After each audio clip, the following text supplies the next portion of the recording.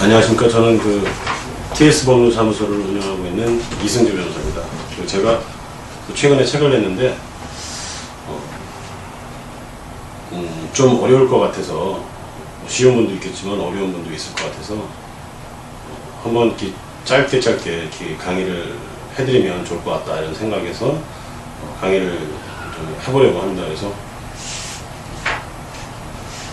이 책 목차대로 할 건 아닐 것 같습니다. 그래서 책 목차대로 하진 않고 제가 임의대로 책 부분을 펼쳐서 이해되기 쉬운 방향으로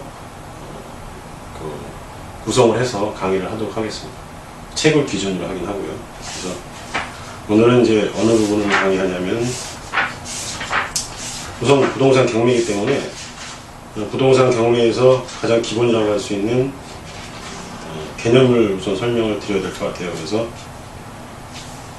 21페이지에 보시면 임의경매와 강제경매가 나오는데 이 임의경매와 강제경매 부분을 좀 설명을 해드리려고 합니다. 21페이지에 보시면 임의경매 해가지고 밑에서 셋째 줄에 담보로 설정된 저당권 또는 근저당권 등을 근거로 이루어진 경매, 이렇게 얘기를 하고, 강제경매는 판결이나 화해조서 등 집행력 있는 정본의 터자가 이루어지는 경매, 이렇게 이제 구분이 된다 이렇게 되어 있습니다. 그래서 이 부분을 한번 제가 설명을 드려보겠습니다. 여기 이제 잘 보이실지 모르겠는데, 이걸 한번 보시면 이렇게 해서 한번 보시죠.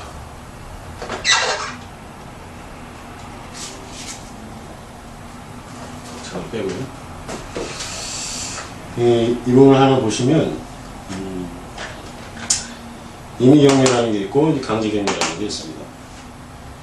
임의경매라는 거는 기본적으로 이런 임의라는 경우가 이제 어떤 의미가 있냐면 이미 합의가 되어 있다 이렇게 보시면 될 것 같아요. 이미 합의가 되어 있다. 내가 돈을 빌렸는데 내가 돈을 꿔줬습니다. 내가 돈을 꿔줬는데 채무자가 채권자 입장에서는 돈을 꿔주면서 담보를 제공하라 이렇게 할 수 있잖아요. 그래서 담보를 제공하라고 했더니 부동산의 근저당권을 저에게 설정해 줬다. 그 의미는 내가 돈을 갚지 않으면 그 근저당권을 실행해서 그 부동산을 팔아서 돈을 가져가도 된다, 이런 의미가 있다고 볼 수 있죠. 그래서 아예 처음 근저당권을 설정해 준 의미는 처음부터 돈을 갚지 않으면 바로 부동산을 팔아서 돈을 받고 나머지 나를 돈을 돌려달라, 채무자가 이런 합의를 미리 한 거라고 볼 수가 있어요. 그래서 담보가 제공된 경우 담보권 실행, 그래서 이걸 갖다가 담보권 실행 경매라고 합니다. 그래서 담보권을 실현하는 겁니다. 그냥 특별하게 소송을 별도로 할 필요가 없다 이거예요. 그래서 거기에 임의자가 붙은 경우요. 그래서 이런 경우가 어떤 게 있냐면 저당권도 그렇고 근저당권도 그렇고 전세권도 그렇습니다. 전세권은 기본적으로 용익물권, 그래서 사용하는 권리이지만 이게 담보권성도 있다고 합니다. 이게 전세권, 여기서 말하는 전세권은 우리가 이제 주택임차를 하거나 상가임차를 할 때 등기하지 않는, 보통 말하는 그냥 전세, 이거하고 다른 겁니다. 이거는 전세권이란 등기가 되어 있는 겁니다. 그러니까 등기부에 전세권이라는 게 명확하게 표시가 되어 있어요. 그런 이 세 가지 경우가 이제 가장 흔하게 이제 일어날 수 있는 경우, 전세권을 통해서 경매 신청하는 경우는 거의 없죠. 이제 저당권하고 근저당권을 근거로 해서 경매를 신청하는 경우가 있고, 이것을 담보권 실행 경매 또는 임의 경매라고 합니다. 처음부터 이제 합의가 되어 있다는 거죠. 이제 강제 경매라는 건 뭐냐? 제가 이제 돈 받을 채권이 있어요. 채권 써놨죠? 채권이 있고, 상대방이 변제기를 정했어요. 언제까지 돈을 갚겠다. 그러면서 이제 차용증 하나 써줬겠죠. 차용증이나 소비자체 계약서, 이런 거를 써줄 수가 있습니다. 그런데 이제 변제기라는 게 돈 갚는 날인데, 변제기에 돈을 갚지 않아요. 그때 담보를 받아뒀으면 임의경매라는 이런 방식으로 소송을 안 해도 되는데, 뭐 저당권이나 뭐 이런 담보를 부동산을 통해, 부동산 저당권 같은 담보를 받아두지 않았을 경우에는 소송을 할 수밖에 없죠.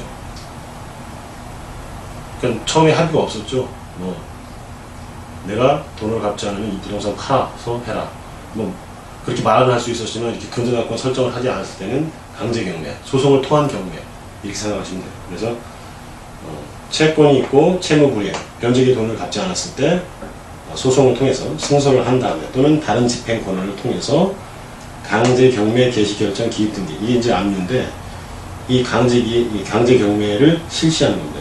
이때 이제 경매가 진행되는 이런 구조입니다. 그래서 이제 강제 경매는 쉽게 얘기해서 소송을 통해서 하는 거고, 지금 여기 보시면 알겠지만 채권이 있고 채무불이행이 있고, 그 다음에 가압류를 하기도 하고 하지 않기도 합니다. 그리고 가압류를 한다면 여기에 들어가고요. 그 다음에 뭐 같이 소송을 진행할 수도 있고, 가압류와 소송을 같이 진행할 수도 있고, 그래서 소송에서 승소를 한 다음에 그 승소 판결문에 집행문을 부여받아서 이제 경매 신청을 하게 되는 겁니다. 이걸 갖다가 강제 경매라고 합니다. 간단하게 이제 구분이 되는 거는 소송을 통하느냐 안 하느냐 이렇게 생각할 수가 있어요. 근데 이 승소 판결문 여기 써놨는데 소송을 통해서 승소를 해야 된다. 근데 꼭 승소 판결문만 집행 권한이 되는 건 아닙니다. 이 집행 권한이라는 거는 집행의 근거라고 생각하시면 되는데, 이 집행의 근거, 이것은 강제 경매에서 꼭 필요하겠죠. 여기서는 뭐 저당권이라는 등기부에 공시된 게 있기 때문에 문제가 안 되는데, 여기서는 집행의 근거가 있어야 집행할 거 아닙니까? 근데 이제 가장 기본적인 게 승소 판결문이고, 그 이외에 집행 증서라든가, 그 다음에 화해 조서라든가 뭐 여러 가지가 있을 수 있습니다. 근데 가장 눈에 피부에 와닿는 게 바로 승소 판결문이죠. 그래서 이제 이렇게 설명을 드렸고요. 승소 판결문 또는 다른 집행권에 집행문을 부여받아서, 집행문이라는 거는 집행할 수 있다는 취지가 적힌 도장을 찍어줘요. 저기 집행 법원의 공무원들이 그걸 갖다 집행문이라고 합니다. 자, 이제 임의경매와 강제경매를 오늘 살펴보았습니다.